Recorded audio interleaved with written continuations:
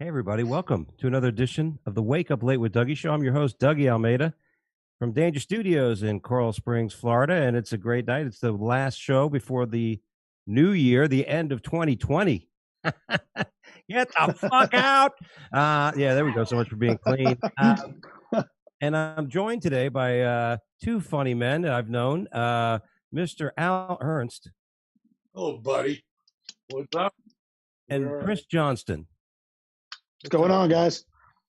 Welcome to the show. Thanks for having us.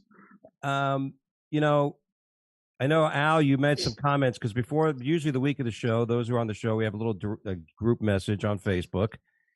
And, I may be a little bit anal. I don't know. I try to send you I like preparation in a sense, I send you guys like notes and, we're going to be doing this and that and this and that. So I hope you don't mind me interfering. I feel like, you're looking at it going, what's wrong with this guy? It's a goddamn podcast. We're not launching the space shuttle. What's wrong with this guy? So anyway, thanks for being on the show. Thanks for having us. Yeah, I did look at those notes and I was like, you know what? I better get my act together. This guy means business. Exactly, dude. I was just like that too. I was going, this is the most complete show I've ever been a part of. Well, did you get my writer? yeah. We left some strawberries on the side there and some Perrier, guys. Well, let's talk. Usually we catch up with some things. Chris, the longest I haven't seen you. Al, you and I saw each other probably the last time at McGurdy's, I believe. Yep. During one of the contests, I think it was the World Series of Comedy. Was the World Series of Comedy satellite, and that's the last time we were there, and you closed the show that night. Yeah. Well, they wouldn't let me be a part of it, so they just said, "Talk, be funny while we count the votes." That's a check spot. Yeah. And as you were mentioning, Chris, the last time we saw each other was maybe 7, 8, 9 years ago, early in my comedy career at the Bonkers in Ocala. Yeah, that was a fun night. It was like a, I don't even know, it was like a saloon or something like that turned into like a country night, and everybody kept telling me like there's barbecue outside, and then they said up the road is John Travolta's airport or something like that. They kept telling me. Yeah. I made a lot of snake in my boots jokes that night. That was before. Well, the odd thing was, and I think you even mentioned it, the name that they put on the flyer was the White Rhino. Yeah. So my name, that was my old email address. It was like an AOL, was the Albino Rhino. And then for some reason, that was my credit, was the Albino Rhino. Like I was like a circus act or something. I know. I remember seeing you like, I mean, people give me shit for saying the Always Dangerous. Like, are you going to fight somebody? You're going to make people laugh. Well, people came up after the show and they're like, so what do you have? What's your correlation with rhinos? And albino rhinos have to be rare. And I was like, that was just like an email address. I used to, in high school, give people the albino rhino thrust in the hallway, and it became an AOL email address. As an ex-professional wrestler, Al, have you ever heard of the what was it, the rhino thrust? I used to run up on him and do a rhino thrust. I know. I mean, I was just getting ready to say, that sounds like somebody's finishing move. Yeah, that's my finishing move. Yeah, he's going for the rhino thrust. Yeah, that's still my finishing use. My wife uses it periodically. So I guess you still have the title. I mean, I do still have the AOL account. I hold on strong. That's my spam account. So yeah, I guess it's still my credit. You ought to get a belt. You ought to get a big championship belt made. In Florida, I've gotten the weirdest. There was a place, another Bonkers room in Florida, and there's this big MC. This guy had tattoos on his neck, and he was like, "We're going to bring up your headliner now. He's from Orlando. His name is Jersey. Give it up for him." And I was like, "No, my name is Chris. I'm from New Jersey, and I'm in Orlando, but that guy's scary as could be." So sure, that sounds good. I'll be the albino rhino also. Yeah. Well, Jersey is usually headlining most of the Bonkers, so. There you go. He's usually out there, so it's probably repetitious. We look similar, me and Jersey. Yeah, you guys are like twins. Yeah. Nothing like you. I just got my chain of thought. My wrestling move, my finishing move, because my thing was the heart punch.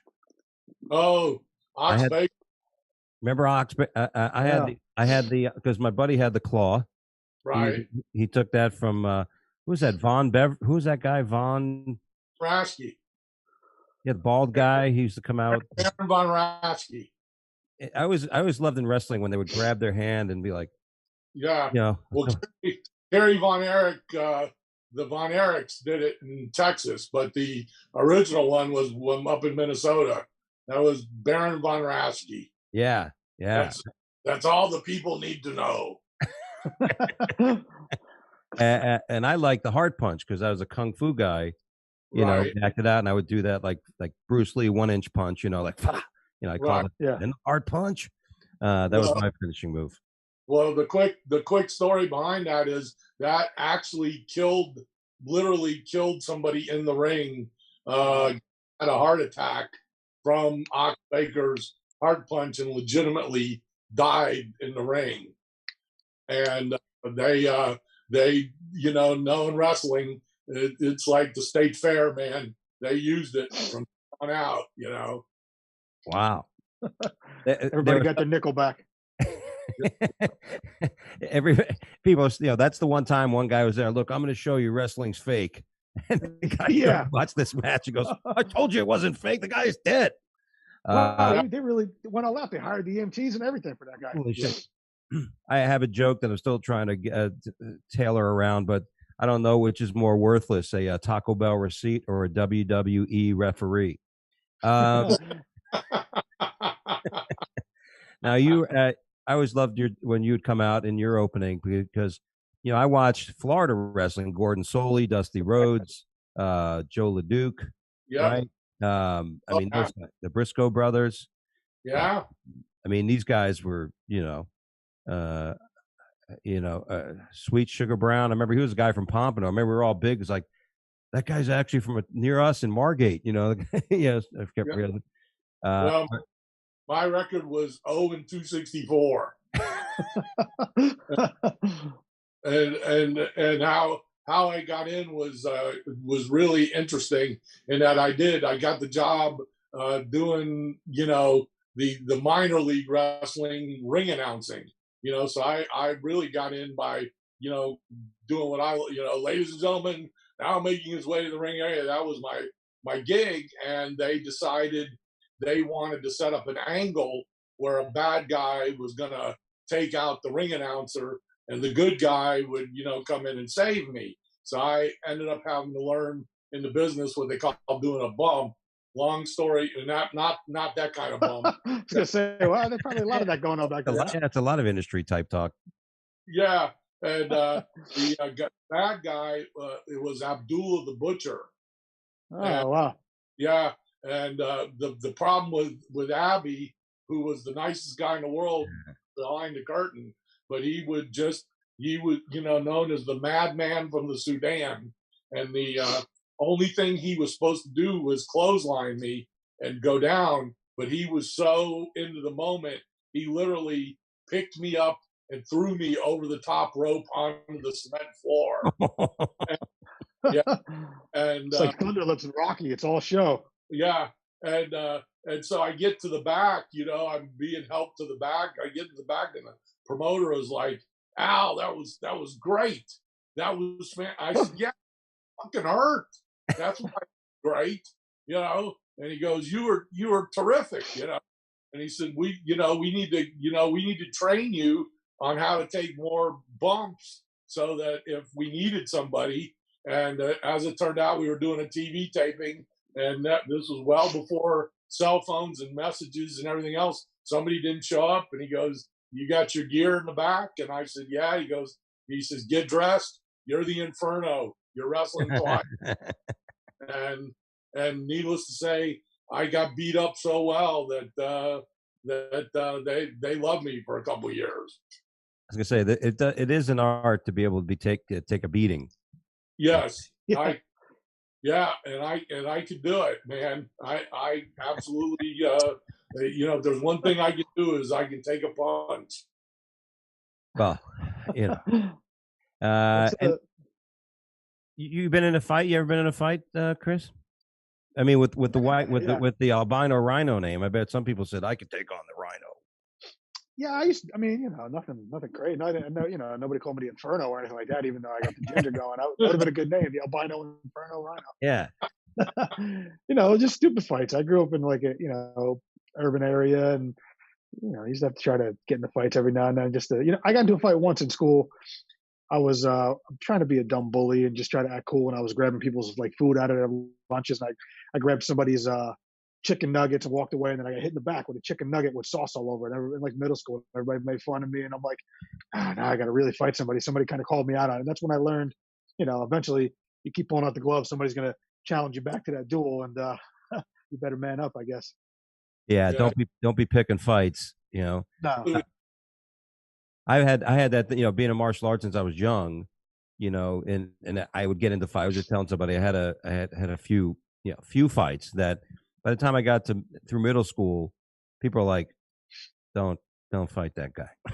You know what I mean? Yeah, I've seen pictures of you in your gi. You were doing your little stretches and stuff like that, and I'm like, nah, those are the guys you don't really want to mess with. Yeah, I mean, it's like, and I love the thing about the Matrix, because if you were a boxer or you're a trained fighter, you see things in slow motion because everything's there, right? I mean, even Yeah. when you do wrestling, where people are flying around the ring, you got to get used to that, Right. And that's the way it is, and I loved it. I learned from one of the people I learned from one of my instructors. He would always smile. He'd be kicking the shit out of somebody, and he's Yeah. smiling the whole time. And he say, if you a smile, you're not angry. If you're not angry, you're not tense. German guy, right? Yeah, he's a Polish German. I took Muay Thai and grappling for a little while, and I ended up, like, we were rolling for a few months. I tapped out this Jersey big state trooper, and I was like, oh man, I'm getting this good. And then just to put me in my place, this little, probably 140-pound guy crawled up to me like a spider monkey, tapped me Yeah. like a dozen times as quick as possible, and I learned you never judge a book, man. Not at all. Nope. My wife studied under we studied Hapkido, which is the Korean jiu-jitsu, Yeah. the style and fighting. And my wife learned the technique so well that, she can grab you by the shirt and just choke the shit out of you, and it doesn't take strength, and So what did you train? Was it the same? yeah, Hapkido? Taekwondo, when I got into competition stuff, like when it became the Olympics in the 90s. So I was like, Yeah. maybe I'll make an Olympic team. Yeah. But I always did like mixed martial arts, different. I mentioned this on the show. Like back in the day, we'd all go to karate school, and then a year later or two later, it'd close, and then you have to find another karate school, which is a Yeah. completely different style, or somebody to type it. So you learn that, and they'd move you up. Okay, we're not going to start you a white. We're going to start you a green belt because you've been training for 2 or 3 years. Well, that's what happened with me. My guy moved a couple times, and then he moved so far away, and he kept sending me, like, back, I think it was before like email was real big too, before the Albino Rhino. That was maybe around that time. And he would send me, like, brochures. I'm like, dude, you're like an hour away now. I can't keep. I gotta stop getting my ass kicked and paying you for it. Yeah, you gotta. But then but the Hapkido was the the last, because you could do that in the state I'm in. It's a great art. Like anything like Yeah. that, it's a great technique where you just kind of grab somebody tight and stuff like that. But I fought Muay Thai, which I love the sport. Because I never like ground fighting because, listen, I'm not gay. So, I mean, there's something about having to lay around with a man, for 4 or 5 hours Yeah. a day. So are you working now, Dougie? Were you working with a gi or without? I was naked, but Okay. Greek style. Like, yeah, we used to wear wanted to get to those old Olympics. the thick gis, the thick gis and stuff like that. But So and how did you do with Muay Thai? Because you're not like Muay Thai is pretty lanky and like long, isn't it? Like, No. Dude, 10-0, baby. nice. 10-0, and yeah, the reason that's why the Always Dangerous name came out. My strength coach says he's a dangerous man. At 5'9", 215, I think I was fighting, because I was super heavyweight, which was 200 up. I couldn't break for 200 pounds, so I had to fight guys like 250, 240, 6'7", 6'3", 6'2". But it was always amazing because I don't know, maybe just the talent in Florida in the southeast or whatever it is. But I've been martial arts so long, so in the Taekwondo and the Hapkido, my roundhouse kicks. Yeah, I used to break baseball bats with my shin. Wow. The school would do a demonstration in the mall, and some guy does a flip kick, and the other guy jumps Yeah. for three people. I would come in and they'd hold a baseball bat and I'd break it with my shin. So, that was my move. That's why I can't feel my feet anymore. By the way, You ever go up to play baseball without a bat? And you just go to kick the ball out of the park? Yeah, go ahead, pitch it. They wondered why you came to bat in a crouching position. So. Yeah, right. Oh, sitting there in the Karate Kid position, ready, pitching. Right, pitch.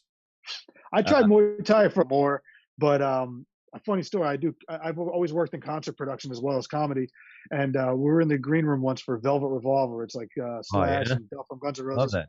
And Duff is shredded. Duff. This is probably when their album first came out. When they first came around, it's got to be over maybe a decade ago or plus. And me and Duff were talking about it, and he was showing me moves, and he put me in this rear naked choke and put his knee in my back, and his flip flop shot across the room, and he banged the table, and security came running up, and they tried breaking us up, and he was like, no, he's just showing me a move, and I'm like, yeah, he's just showing me a move, but let's stand in the middle. But he was phenomenal, man. He was very lanky and shredded, and he seemed like he was just built for Muay Thai. Yeah, no, that's what happened to me in the Taekwondo when I competed in that. I would fight these taller guys, and I'd be trying to come from the outside, but at least, but in the Muay Thai, you can, you get around that. You come in and then you get in, but my leg kicks were just devastating. People. I wouldn't throw a high kick until the second round, and then I could kick. I can kick a guy 6'5" in the head, from standing right. You can get over your head, and you can, yeah. Not now. I could barely put my foot up to put my sock on, but that's another story. Sorry, for everybody that doesn't know, Dougie said this whole itinerary to us. None of this was on there. No, but we'll get to that. The show's going to be 3 hours today, but no, this is good. I am so glad we're following everything that it was. Yeah, we're following it to a T. Oh, he typed everything out. Well, like the wrestling thing, I thought was great. And here's the thing about this, Al. Like you said, you were 0-250, right? Which I still laugh every time I hear. It's fucking so funny. And if you watch wrestling, you're like the Washington Generals of the wrestling world. Like, yeah, like this guy's going to lose. The guy would come out, and the other guy looks like an Adonis, and then this other guy comes out, looks like he just delivered the mail. Yeah, you came out. You placed your stagehand union card on the side of the ring before you jumped in. Yep. I wrestled high school and college, and I was much more of a not as much into the mixed martial arts as much as just straight, amateur wrestling. But when you were trained to be a pro wrestler, the way they trained you was they trained you in a way that you learned how to do it for real so that you could learn how to pull it back and not hurt anybody. Yeah. That was the way you were trained. And I was working a comedy club in Mobile, Alabama, and this guy was just harassing me through the entire. I don't believe any of that stuff, And this was the time before we were really, letting on to what the business really was about. And I mean, he harassed me into the parking lot, leaving. And just like you're trained not to, don't get into it. Just let him. And finally, he says, put one of those things on me. He said, do that pile driver. I said, all right. In the parking lot. Yeah, parking lot. I put him in a pile driver and essentially dropped him on his head in a gravel parking lot in Mobile, and he's just sitting there holding his head and it's bleeding. I said, well, there you go. You can't do me because you told me to do it. And it's a good thing he was probably missing teeth already anyway, right? Oh, yeah. Listen, dude, these guys were, you're that guy from wrestling, ain't you? Yeah, okay. I mean, it was just literally that kind of stuff. So those are, I mean, that was, listen, it was anything to make a buck. And when you're working comedy clubs in the South, especially Atlanta, Charlotte, those places, and your buddy was, Dusty Rhodes or Ric Flair or one of those dudes, and they would come out to see you perform. Well, listen, I could feel, I was every club owner's favorite feature act. Yeah. I could feel, the word would get out, and, a Wednesday night of 50 people would turn into 200 paid because, Ric Flair was in the audience watching me work. Well, as long as they don't come into the show like it is a wrestling match, like walking in, Yeah. woo! Oh, Flair did. Yeah, Flair did. Flair Yeah. did. But the rest of them were, really pretty cool. Yeah. There was a part of it just like train. You know what I'm saying? You don't really go after somebody. You're not trained to do that. Yeah. You're trained to be confident to know that if it happens, you can take care of yourself. And but boy, there are some people that just wouldn't let it go, and then Yeah. Okay, let me dislocate your elbow for you. So Yeah. Some yeah. people, it's I had the habit, like when people find out martial arts, they always say, "Well, what would you do if this happened?" You know what I mean? What would you Yeah. do if I did this?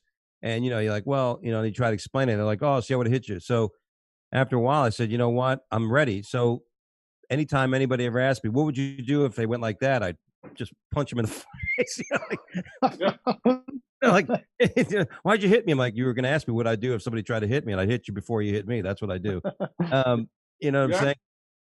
Oh yeah, I did that to a fellow comedian. I mean, because Ric Flair and Steamboat used to do the chest slaps until basically they break skin on each other's chest, and he just thought that was crazy. So he come up and slap me like we were working together on a ship, and he just slapped me. And I was like, dude, you're piling up points here. And one time we got into an elevator and he just didn't know it. And I just leaned back and put him against the wall as hard as I possibly could. And I mean, just to the point where he couldn't even catch his breath by the time we got to the floor we were getting off on. And I said, don't slap me again. That's it's funny. You watch these contests, you watch these slap contests, the open hand slap Oh contest, my God. Yeah. and these people like, who signs up for this? You know what I mean? Like, Oh, it's horrible. I'm going to get in there and I think about all the work I'm getting in my neck right now, the decompression therapy and the adjustments and all the shit I got to do, the acupuncture. Yeah, I want to go into a contest where somebody smacks the shit out of me. Yeah. But it's funny what you said, Al, because you're true. Like people say, you ever get nervous when you spar with other black belts in the school and thing like that? No. I never worry when I'm sparring other well-trained athletes. Exactly. I worry when I get in the ring with a yellow belt. Yep. That wants to try to throw a roundhouse kick when I'm doing something else and ends up kicking me right in the balls. Right. They're going to prove, yeah. You guys both know. I mean, obviously you both been in a business in other ways. It's the ones that don't get it and aren't trained or a little bit trained and thinks they can prove something. Yeah. That you go, what are you doing? Why are we doing this? Because I've had more than one drunk named comedian come up to me and go, "Oh, I heard you're a wrestler. Do this." And I don't think those arm locks, putting you in a Kimura, really, all right. Yeah. You really want to feel how it feels? Okay, here you I know one wrestling move every young kid did if you had a brother and you put it on your younger brother was the figure four. Yep. Oh, yeah. That figure four, and then you learn how to reverse the figure four. Right. Turn it over. Over. And I remember you'd sit there, and I remember one time I had 3 older brothers. So one of my brothers goes, "Dougie, lay down, put your legs out." I'm like, "All right, put my legs out." He's like, "Oh, I'm going to put this." I'm like, "What are you doing?" "Oh, just listen to what I'm saying." "What is this?" "I'm going to show you the figure four." And then you're like, "Ah." Yeah, who was the figure four? Was like the British Bulldogs guy or something, wasn't it? That was Flair, Jack Briscoe. You had several. One of the British Bulldogs. Yeah, Junkyard Dog do one too or something like a. yeah. It came up through every generation, so everybody had their exactly. figure. It's like depending on what generation of a basketball or baseball fan was, you had your guy. Yeah, everybody had their figure four. Well, my all-time favorite was Jake the Snake Roberts' DDT. I watched him. We were working a match in New Orleans one time, and I watched him put a DDT on some that missed, and his forehead just went slamming straight into the cement next to the ring. And I mean, he was out like just dead weight. And and the match was supposed to go to the what we call the finish, where he was going to get back in the ring and pin him, and now he's trying to lift like 300 pounds of dead weight into the ring to roll him in and finish him, and he's got this gigantic lump on the front of his forehead. It's just, I mean, it was incredible. So much mishap on, and people lost their lives with that crazy stuff. The movie The Wrestler with Mickey Rourke, pretty realistic, pretty good depiction of how wrestlers' lives are. Well, for the ones that don't, for the ones that didn't take care of themselves, which was a greater portion of them. Hey, you guys know, it's like being a comic. The comics that we know that get that break, get that little bit of heat, they get the show, they get some money, and they believe it's going to happen forever. That they think they're going to be at that level forever, and suddenly you're not that guy anymore, and now all of a sudden you spent everything you've got and you got nothing left, and you're working in a deli, living in a trailer, and that's it is. There's a lot of big name wrestlers I know that are working Instacart. Yeah. It's well, look at what's happened in our industry, like you said. Even like the comedians. Like, I think as bad as this year has been, and we're glad that 2021's coming. Like, it's gonna be a difference. But yeah. But like I've been able to work. God, thank God. I kept early in it. I had dates that stuck around. That was good. So to be able in front of a live audience, but there's people that aren't doing anything, or aren't be able to do anything. There's a mass exodus out of LA. We had a show last night in Delray Beach. Jimmy Schubert was a headliner. Jimmy Schubert left California. Now he lives in Florida. A lot of comics have left California, come here to Florida or Texas and stuff. And who's in New York? You know what I mean? The people that are still living in New York. What are you going to do? But I feel glad, I'm blessed in the sense that isn't my income. You know what I mean? Comedy isn't my source of income. You know what I mean? Well, but Dougie, you're smart, because this is what even post COVID, this is what the future's going to be. You're going to somehow, you got to monetize what this kind of thing is going to be. And the shows are going to be special event shows live, where you bring people in to funny with. That's just the nature of what our business is going. And it was going that way anyway, but only thing that COVID did was accelerate it. And I, on the other hand, as you well know, was heavy duty on the cruise ship industry side of it. And you talk about an exodus of, you're talking just with the people I'm working with, you're talking 200 guys probably, and girls that were regular, making exceptional money, went from that to nothing. Yeah. In a matter, and not in any kind of, like, it wasn't just a downward trend. It was like, it was a cliff. It's gone. Yeah. Off a cliff. Yeah. Yeah. It was an abyss. Now you have other sources of revenue, Chris? Well, I was trying to hedge my bets, and I also work in the concert business. I do concert production, which worked out well for me. Concerts are completely gone. Comedy is fairly gone. You didn't diversify. You didn't diversify your revenue streams well, because it's like the woman who came to me in 2005 that said she was quitting her job to start selling real estate, and a few months later, I found out she bought 4 condos, right, to try to flip. Unfortunately, they were all in the same building. And I said, you may have wanted to go move around a little bit. you may want to got, each one assessment hits one building, go boom. But I've worked in concert production for 20 years.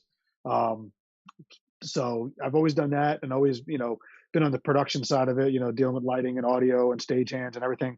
And then the comedy side of it too. And then as of the last 5 or 6 years, I worked heavily with the Impractical Jokers, and all 3 sources of revenue came to a screeching halt as of March.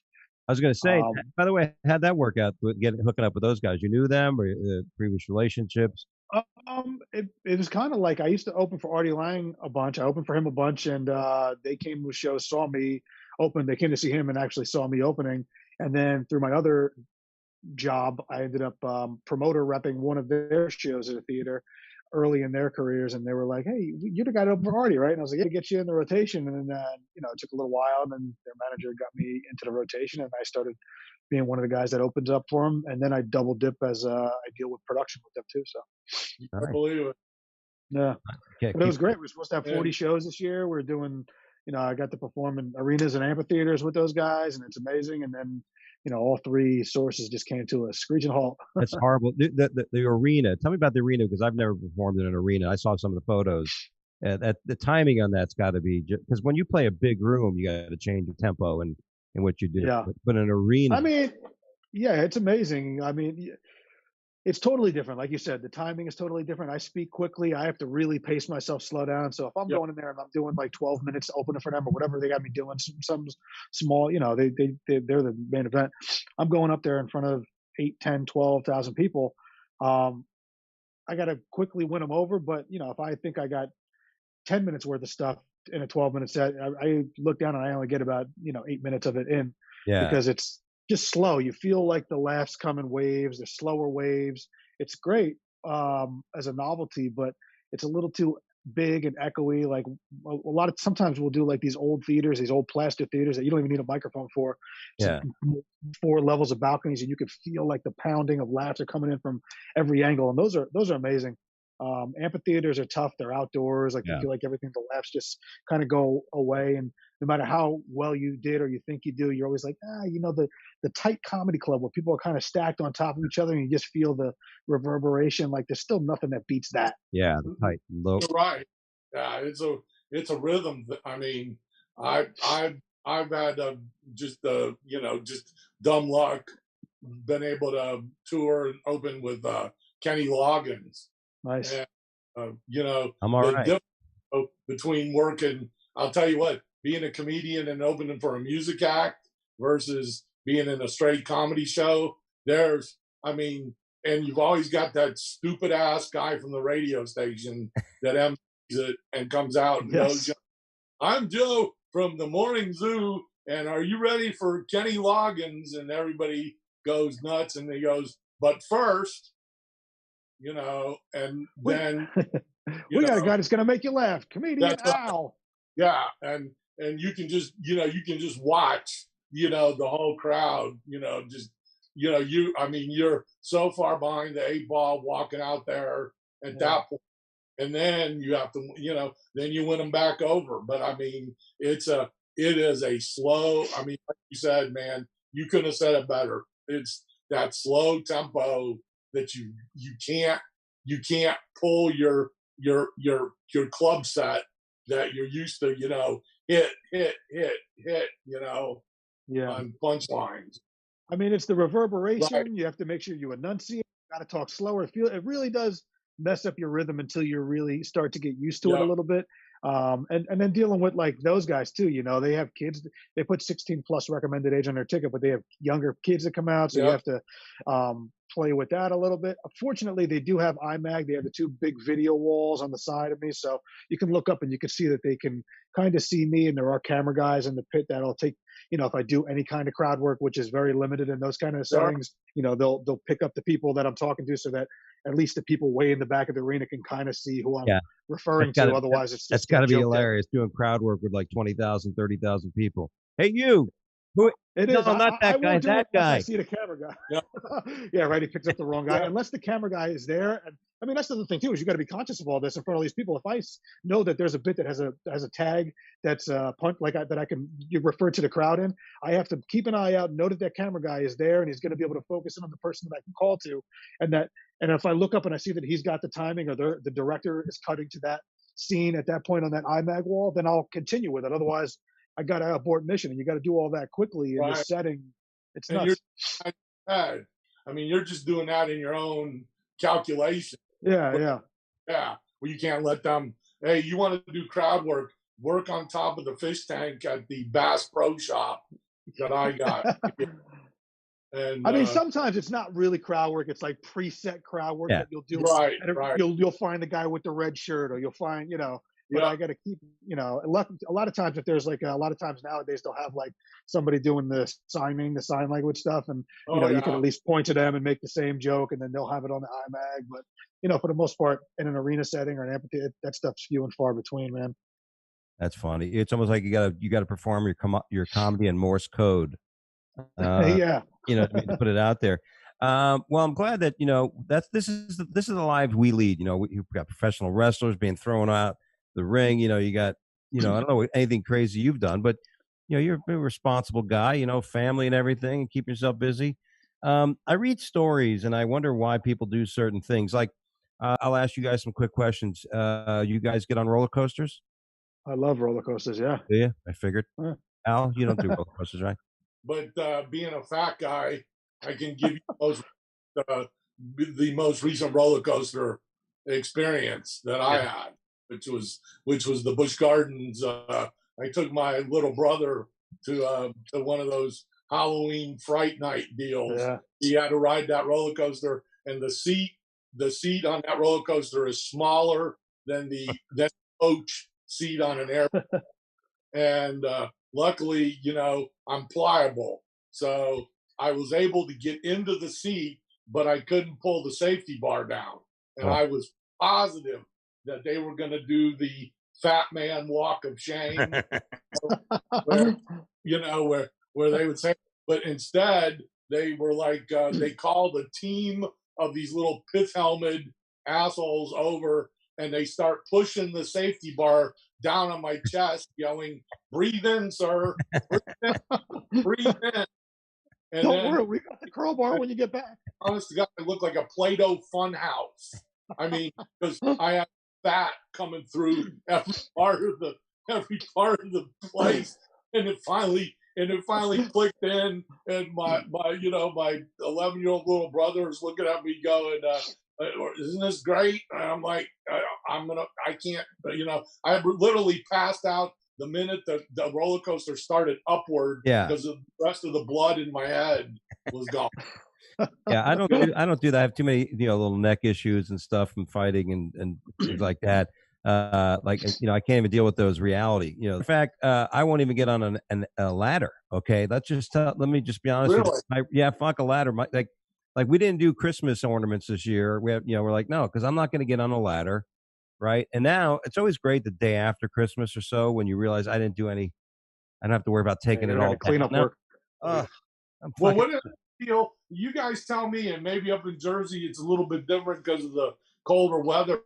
But Dougie and what is the whole Christmas deal? I mean, people are literally putting theme parks into their subdivisions. I mean, Yeah, I mean, I I like a more. I'm a Disney fan, so I go with a Main Street USA. I go like the white. They got to match too. It's got to be like warm white, not cool white, and warm white. Like I got, I go a lot. I actually won online contest for my neighborhood Really? this year. I was one of the yeah. Look good. at Mr. Homes and Garden. How I told my dad, I was like, I learned everything I know about exterior Who would, who illumination would from have you thought? guys. Who would have thought the albino rhino would be winning home decoration? Oh, Christmas decoration, yeah. HGTV, here I come. Chris, Ah. Chris, I got a question for you. How long did that? When did you start, and how long did it take you to put it up? I usually like I'll cheat it because the weather patterns around here have been changing. They're a little weirder. So if I get a warm day anywhere around Thanksgiving time, I'll jump it in before. I think I got in a couple days before Thanksgiving, and I spent the day on the ladder putting stuff up, putting stuff on, and throughout the course of the weeks up until about Thanksgiving, maybe a week or so before Thanksgiving, I added a bunch of stuff to the bushes, checked the lights, see what wasn't working, Oh, bought new lights at Target, and rolled back up the lights that didn't work like they were brand new and returned those. Did the whole deal, and you, you probably are about a week. you are a better man than I. Now, Yeah. here's the second question. Sorry, Doug. I know this is your show, but second question: how long do you? I mean, for that much work, I would never take this stuff down. Yeah. So my sister-in-law, she took them down the day after Christmas. I'm like, you're out of your mind. You got to leave them up till my plan is usually they got to be up and on and ready to roll. Neighborhood's got to be able to see them I got to be able to bless the neighborhood for my, with my beautiful lights by Thanksgiving evening, and then the day or two after New Year's, I'd take them down. Yeah. Unreal. You guys, man, if I did that much work on something, we'd be having Easter lights. Yeah. We'd be having Labor Day lights. Yeah, well, but I take pride in it too, and they got to look like, I do a joke about how, like, these cheaters, they go out there nowadays, they put a projector in the front lawn, they got a bunch of laser dots, there's like 1,000 snipers are taking them out, and I'm like, no, it's not a Christmas till a hospital visit's involved. You got to get on the roof. But, yeah, that's how my dad was. My dad did the same thing. He had the Charlie Brown lights, and he had to get up there, and I think he took a couple falls. But if I didn't have kids, I don't know if I would do it as in depth. But my kids get a kick out of it. The 3 and 6 years old, so I got to do it. Definitely something you do for the kids. Like I remember, like you just said, my parents used to put it up, and they would be arguing, and they put it up, and we were kids, and then eventually they left them on all year round. Yeah. They never took them down. They would last a couple of seasons, and you have to replace them. Right. But I like I get it. Here's what I do. My Christmas, I take a candle and I put it in the front of the window in the front of my house, and I light it. Nice. Like Christmas, and it's like a vigil for your. That's it, man. You know what I'm saying? And because Christmas sucks for me. It's me and my wife. We don't buy each other shit. Because the minute I buy it on my credit card, she knows. So we just wait till after. Like I'm going to get a new laptop after. I'm going to go get a new laptop, and she's going to get some, whatever. That's it. Who's got time? But if you got kids, it's a big different story. Well, the reason I brought this up is because 12 people die on an Iranian mountain by avalanche. There's been a lot of inclement weather around the world. So, I can imagine if somebody came to me and said, "Hey, Doug, we're going to go hiking. We're going to go climb some mountains in Iran." I'm like, well, I don't know, because like the last time I did something like that was when my wife wanted to go parasailing. Right. Right. Last time we were in Belize, and I'm like, all right, it can't be that bad, dude. I almost got sick. Because the guy's like spinning, going back and forth and shit, and I'm like, this is not good for me. Yeah, you won't hear me say I climbed mountains or I ran. I'm not doing either one of those anymore, man. We're going to run. But these people, they go, like, they're going to go, where are we going to go to? We're going to Colorado? No. We're going to Utah. How about California? Where are we going? No, we're going to Iran. Yeah. Yeah, we're going to go someplace where the State Department has recommended us not to go to. Yeah. Let's make sure we go to one of those banned countries. Yeah, hey guys, when we get to the top, let's put this American flag on the top. Yeah, it'll be great. We can see the nukes from way up there. It'll be awesome. Yeah, they'll love it. Then you can bring. Oh, wow! I mean, that is just who thinks of these things? I mean, really, who wakes up and thinks of that? If I get the hobby, like you like there's hobbies, golf, boating, you know what I'm saying, hiking, you go. But to go mountain climbing, if your hobby can actually end in death, then you may want to find a new hobby. Which in Iran it probably will. Well, you got a better chance in Iran of walking down the street and it ending in death than. Yeah. But now they got killed in an avalanche. They only had a dozen AK holes in them. There you go. Well, now see, here's the question for both you guys, because you both work in entertainment, and Chris, you've done promotion. My thing is, like, when I started working cruise ships, I'd work with these balancing acts who would, like, their big deal would be to stick one finger into a champagne bottle and be able to, like, do a handstand, lift themselves up, balancing themselves on a champagne. And I'm going, who thinks of that? Who walked the street and went, if I could put my finger inside this bottle and well, you're in a wrestling game. A lot of wrestlers come up. I've seen wrestlers tie up. What wrestlers look up in the sky and goes, wow, those fluorescent lights. If we wrap a dozen of them together and hit each other in the back, that would be great for us. You're absolutely right. I mean, that whole era, I don't even want to talk. That was just, that was ridiculous back then. But I mean, you just think about who comes up with these. I mean, who was the original person way back in the '60s, like on Sullivan show. Now I'm dating myself.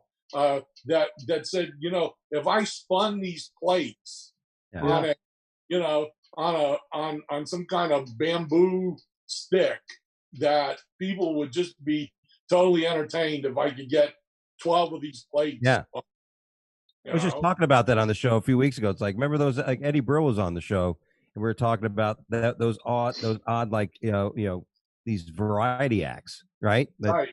Or the guy who would get on a unicycle and juggle, or, like, wow, we had a girl in my high school that she was on David Letterman or something, stupid human tricks. Right. And she would spit a piece of gum out and then suck it back into her mouth. But the trick was, she showed us she had one piece of hair that she would put the gum on it. You couldn't really see, and then spit it back. But before she revealed the trick, every guy is like, "Oh man, we got to hang with her." Yeah, I need her number. Yeah, girl. But we had a plate when I first started on cruise ships in the early '90s. We had some old dude who was the guy who would never leave entertainment, who was a literal plate spinner on a ship, and so every time the ship would move, 10 plates would fall and break. Like, we're at sea. There's 10-foot waves. And you're trying to spinning plates. Yeah, you don't have control of your environment. Well, that's like magicians. Have you ever worked at like magic acts and they're telling you like they have traps in their body with all these doves and stuff, and you're like, oh man, this sounds awful. Hey, here's the great one. We had one guy that was a live-on act, and talked about indulging in his food. He gained so much weight that he broke his magic box that he disappeared in. Nice. And so he put on like 30 pounds during his contract, and the big ending was that he would disappear, and he got in the box, and you could hear the plywood cracking. He should have just switched it up and made it so that he runs behind like a thin pole, and you could still see him sticking out from both ends. It's disappearing. I know. The failed disappear. It was just, it was hysterical. People were on the floor because, literally, it was so, you're, and the whole box fell apart, and the guy's just standing there like, ta-da. That's so Excuse funny. me, guys, how far out sea are we? We got to stop at Home Depot again. I need some more plywood. I need a big box. Let's stop at the next island. I had some bad experiences working comedy shows with magicians, because the only thing that ever made this appear was the audience. I don't know how you guys feel about this, but they're actually, marijuana is being legalized all over the country and everything, and but now there's still some people trying to stop it. Dangerous side effects of smoking marijuana. Now, I don't know if you guys smoke. You don't have to admit that. I do smoke. Occasionally. I'm not like I used to. I smoke as often as I get on a ladder. Nice. Only for Christmas. Yeah. But dangerous side effects. Now, I don't want anybody to admit anything, but if you want, you can admit if you do. So, but here's, I'm just going to call bullshit, because first of all, number one, you might feel nausea and vomiting. Now, they give you some wrong stuff. Yeah. Now, I've been smoking many years, and I've never gotten sick or vomited from smoking. Who's got a compass in their hand? Somebody's fiddling with a. Oh, I'm sorry. I got a shitload of batteries. I was literally just setting up the light. You need a fidget spinner. Number two. But I can't, Dougie, I can't tell you who in my family does take, and that is my 88-year-old mother got her medicinal card for legal. Nice. To help it, right? To help you from being like, it helps me when I feel a little, nausea, like a little, it helps cure it. So I think that's bullshit. You might feel anxiety. Well, no, duh. Everybody does when you start smoking. Who hasn't had a paranoid attack when you start getting high? Right. See, the paranoid, I used to when I was younger. I don't really that much anymore, but I would always get anxious I'm like, is this really working? I don't even know. Maybe they didn't give me anything that was really that good. I don't know if I feel anything. We used to go to let's go to the gas station, get some snacks. And that's how you knew it was kicking in, once you started to get those munchies. Yeah. Right. But that's, that was the anxiety I used to get. That's it. Yeah, I remember I freaked out one time, and I didn't want to go to work because I felt like people were pounding on my head. Number 3, you might feel hunger. Well, Yeah, there you go. of course you're going to feel hunger. Is that a bad thing? I mean, it is No. if you're a magician trying to fit in a box. Yeah. Old 30-pound box smasher. Yeah, the key is you got to eat a little bit before you smoke so that you don't get the bad munchies. What else was there? Let's get to you might feel sedation or impairment. Well, that's why you do it. Yeah, I was going to say, why is that a bad thing? I think you're kind of getting what you're looking for.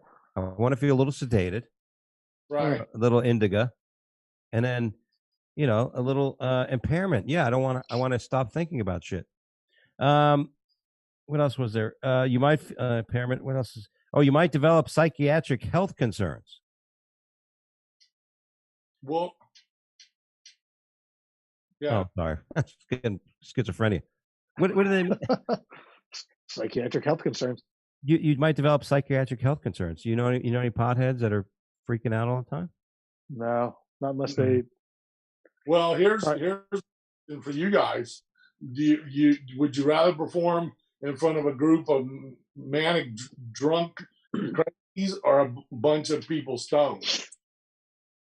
Drunks you don't want to deal with. Yeah. No. Wants to deal with drunks. All right, I'll ask you guys this: bachelorette party. Yeah. It's the worst. Yeah, that might be the worst audience. Thank you. A bachelorette party. Yeah. Thank you, sir. Yes. Yeah. Yes. Because because suddenly they think it's their show, they're entitled, they got a big day coming up, and it's like, it's the elephant in the room because they're wearing these stupid sashes and everything else, and you're like, if I don't say anything, they're not going to shut up, and they want to be noticed, and if I do, it's you almost lose them. And they all got the glasses with fake penises on them. Some sort of fake, right? The lollipops, the straws, and stuff like that. I like dick. Okay, we get it, honey. You might feel dry mouth. Well, that's that's why you get a Slurpee. There's nothing better than dealing with dry mouth than a nice 7-Eleven Slurpee. As long as we used to go to the Exxon gas station and get the like 32-ounce Gatorades. Those would. Oh yeah, the big. Put them in the freezer and let them turn into like a slushy. Yeah. Now we're getting creative, MacGyver. Man. I love nothing better than the slushy. They had slush puppies, which remember slush puppies? Yes. Yeah. You might foster decreased sperm health. That could be good. Well, if you have 4 or 5 kids running around, you may want to smoke a joint to stop that from happening. Yeah. So those are the dangers of smoking weed. So legalize it. I'm just saying. Yeah, it doesn't sound any more dangerous than hiking in Iran. Exactly. That's a lot more dangerous. Why don't they ban that? By the way, guys, it's that time of the show where we're gonna. News is a joke. Nice.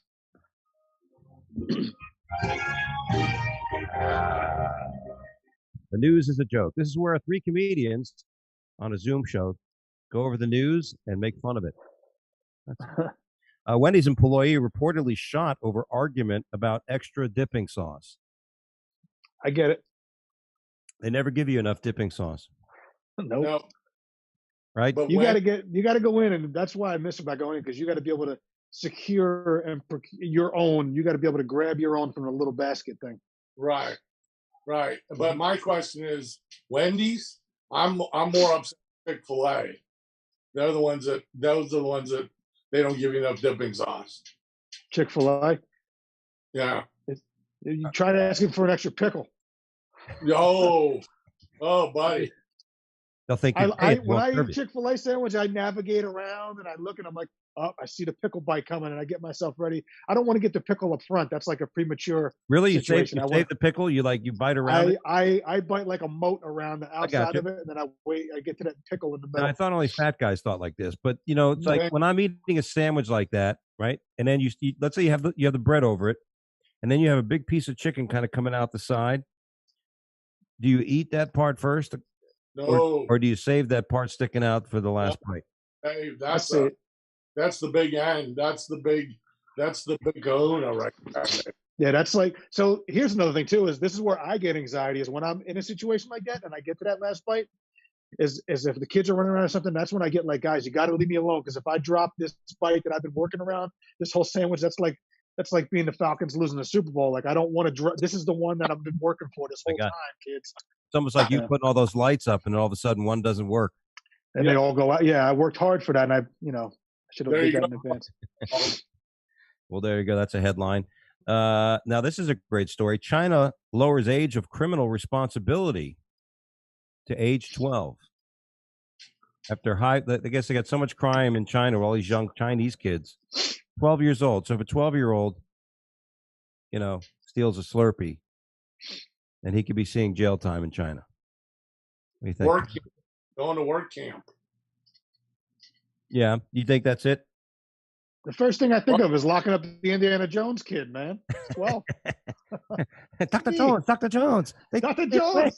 I'm only 12 years old. He's got a Yankee hat on. Yeah. Yeah. China has lowered the age of criminal responsibility for murder and some other serious crimes from 14 to 12. They were at 14 prior. Yeah. I mean, what are we in the United States? Isn't it 17? Well, I think if the crime is of such a bad crime, it doesn't matter. They may try them as an adult. I think I don't know if it's 14 to 16 years old.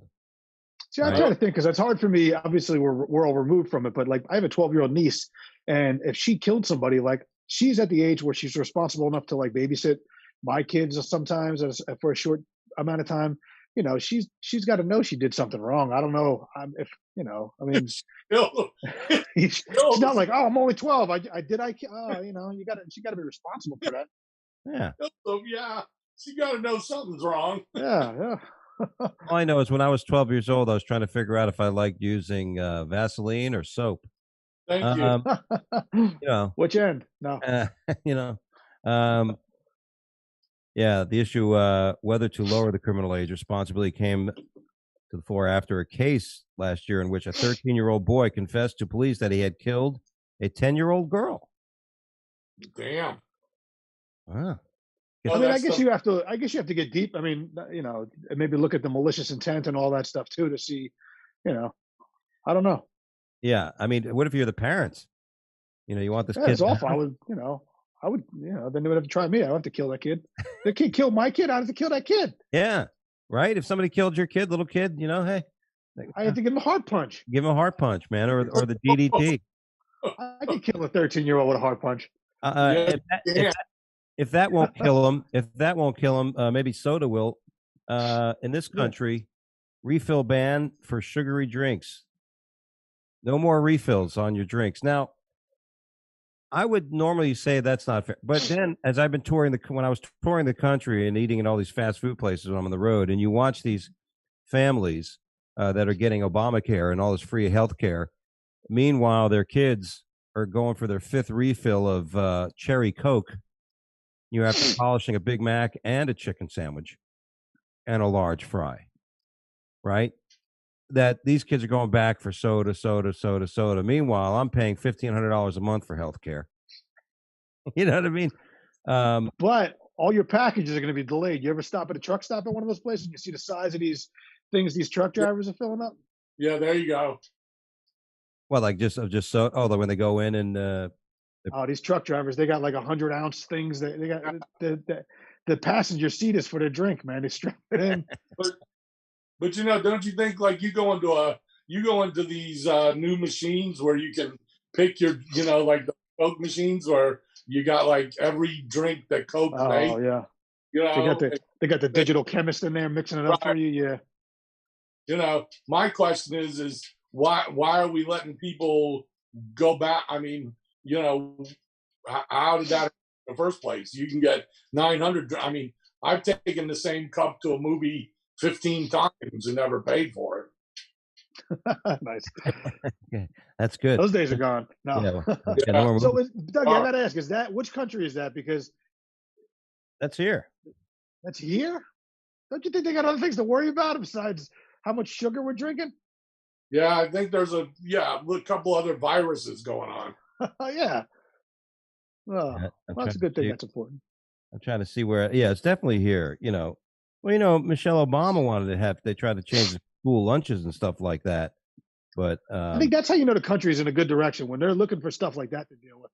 They tried it in New York for a little while. They stopped selling like normal the larger Yeah, size stuff, and you could just go buy two of yeah. the yeah I was Okay. gonna the say. 40 ounce. You go buy two 20s. By the way, this is in England. Oh, all Yeah, right. yeah. Okay. I was gonna say, wasn't that a Bloomberg thing, a Mike Bloomberg thing about Yeah, that was yeah. this? Bloomberg.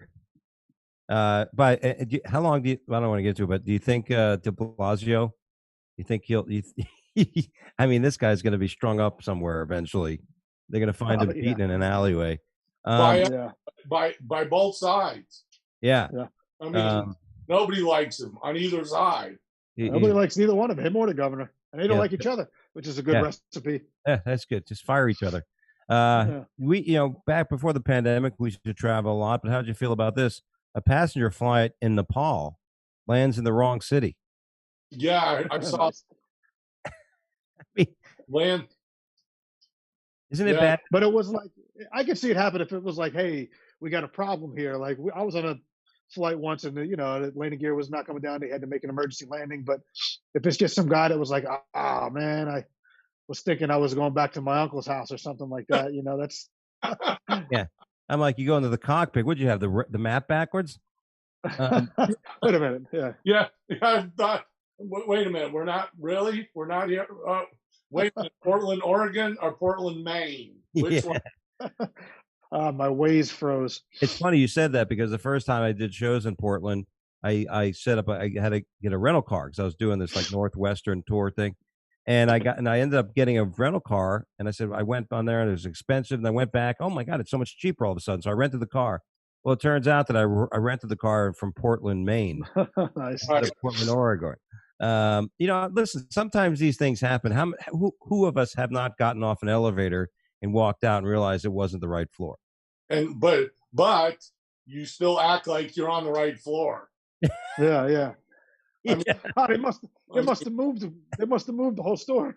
Yeah, I mean, United moved to the first floor. that's right. I've done that in more hotels than I can tell you. And I walk down the aisle knowing that I'm going down the wrong floor until the door close, and then go back and press the button. And then they end up coming back up. What do you Yeah. do? Oh, I forgot my keys. Yeah. This story: woman turns up pregnant while in a vegetative state. Now, this happened a few years ago as well. So here they are in a hospital, and this woman's in a coma state, and all of a sudden she's pregnant. Wow. Well, the first thing we can eliminate is all the female staff in the hospital. Wow. Maybe. And then It's you have, 2020.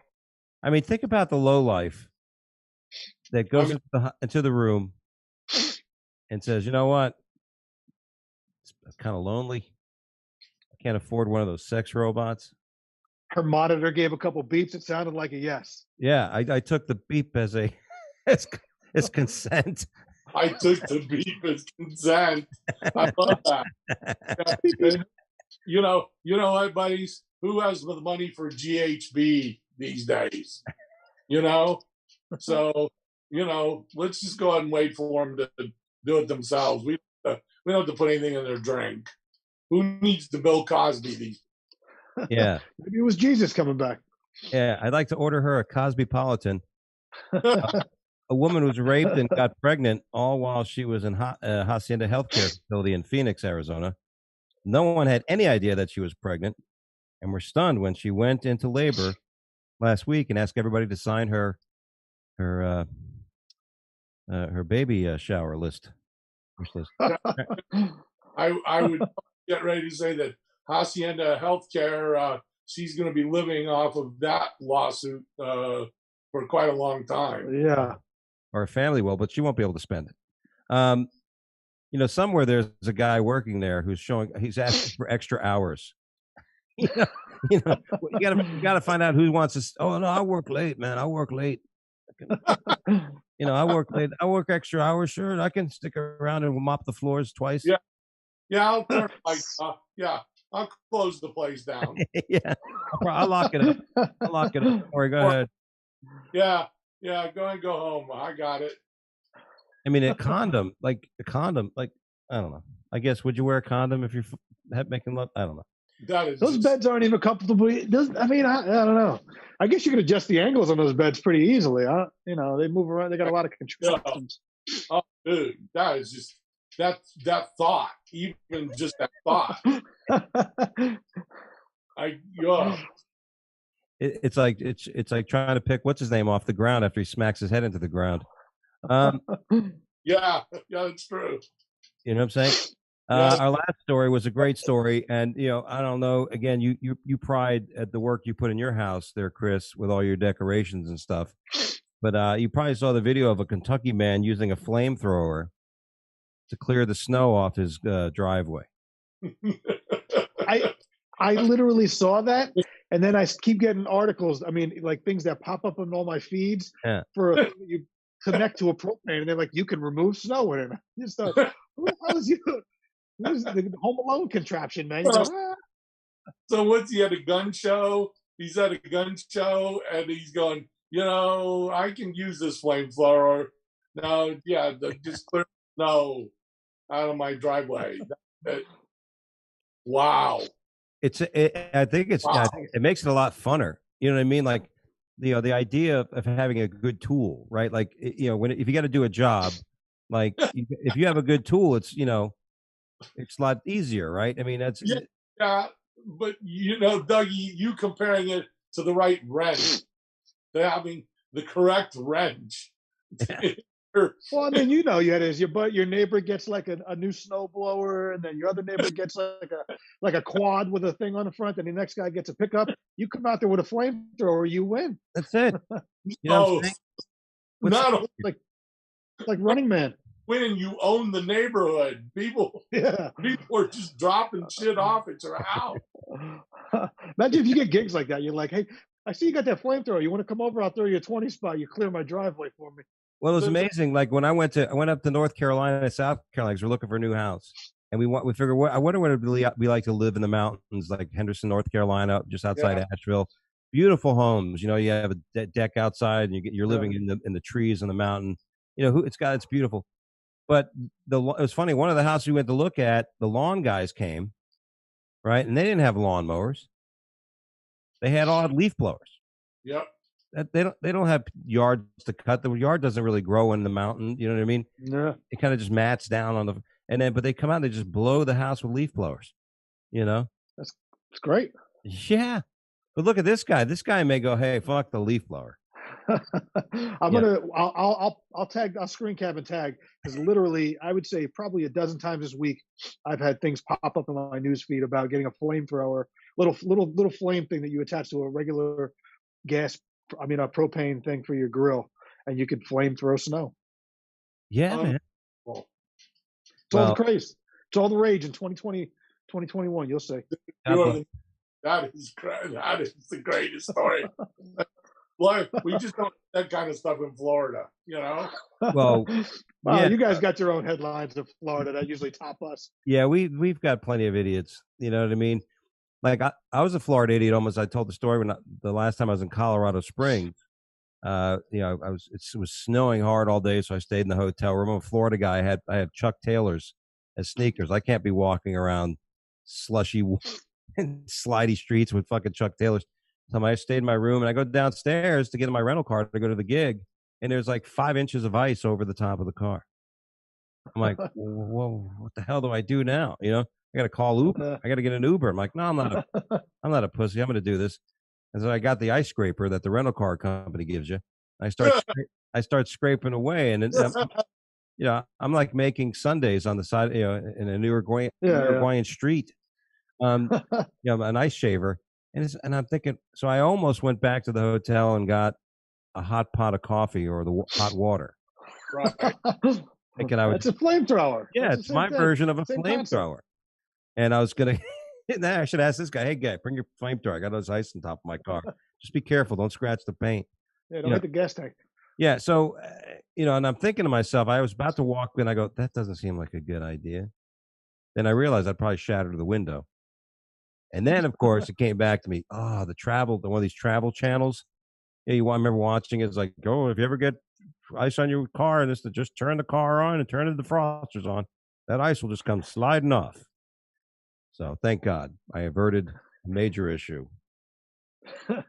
Anyway, gentlemen, that's all we have time for here on the Wake Up Late with Dougie show. I want to thank you fellas for joining us here on our last show of 2020. Thank God it's thank you. 2020. Thanks for sending us out with a bang. That's right, guys. And hey, man, we always like that. You guys are performing. What you got? Anything coming up, Chris? I got a couple things in January and February in Jersey. Uncle Vinny's Comedy Club. I got another show for JJ Comedy, another couple places I do. But just check out everything at Chris J Comedy. It's been off and on. A lot of stuff still canceling and coming back. So just check out at Chris J Comedy on any social media platform and hopefully come on out to something. There you go. And Al, I know you got some shows in Florida coming up this week.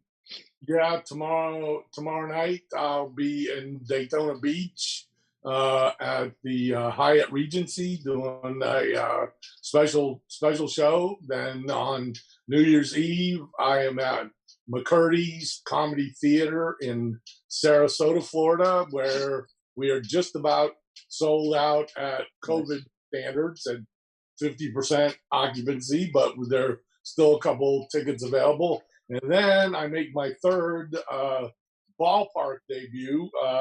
We are playing minor league baseball stadiums, and I will be at the Atlanta Braves Cool Today Stadium right outside of Port Charlotte, Florida, on January the 5th.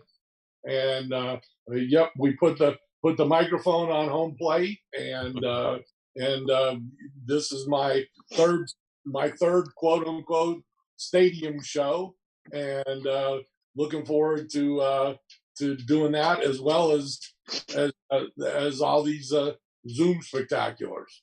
There you go. By the way, tomorrow night, Fort Lauderdale, I'm going to be at Gadsby's joint, opening up for Kyle Grooms. We'll be closing the show. That'll be a fun thing. And I got some dates coming up, thank God, in January, February. Let's see what happens. Guys, God bless. Happy New Year to you guys. 2021. Let's bring it back stronger. Wish you and you guys all the best. Sounds good. Happy New Year, guys. Good to see you. Good to hang with you guys. Thanks for having me. Pleasure. You got it, guys. And next week, all new show, all new year, all new show. I'll have Jimmy Schubert here and Paul Agata on our show next week. So don't forget to follow us and join our fan page on Facebook, and follow us on Instagram at Wake Up with Dougie Show, and on Twitter at Wake Up Dougie. God bless everybody. Good night. Sleep well. And don't play with the flamethrower. Nice. Later, guys. Wake up!